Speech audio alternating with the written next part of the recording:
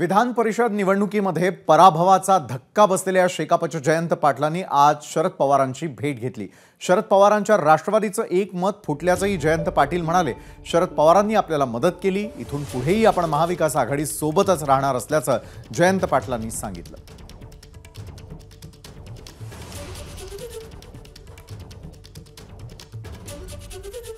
याच्यामध्ये ज्या पद्धतीचा घोडाबाजार झालेला आहे की महाराष्ट्राच्या आणि देशाच्या आयुष्यामध्ये पहिल्यांदा एवढ्या मोठ्या प्रमाणात घोडाबाजार झालेला आहे। त्याच्यावर मी पराभव आहे। आता मी त्याचं आत्मचिंतन करतोय, तर त्याबाबत काही नाही, पुन्हा लढू, त्याच्यात काय फरक येत नाही आहे। पुढची भूमिका आम्ही महाविकास आघाडी बरोबर आहोत आणि माननीय शरद पवारांबरोबर आहोत, या लक्षात ठेवा। त्याच्यामध्ये कुठेही बदल होणार नाहीये। नमस्कार। मन सुद्धा तुझं ही वेगळ्याच प्रकारची मालिका तुम्हा सगळ्यांना खूप आवडली होती। याचा दुसरा सीझन कधी येणार अशी विचारणा झाली। प्रतीक्षा संपली आहे मित्रांनो, येतोय मन सुद्धा तुझाचा दुसरा सीझन। होई मन सुद्धा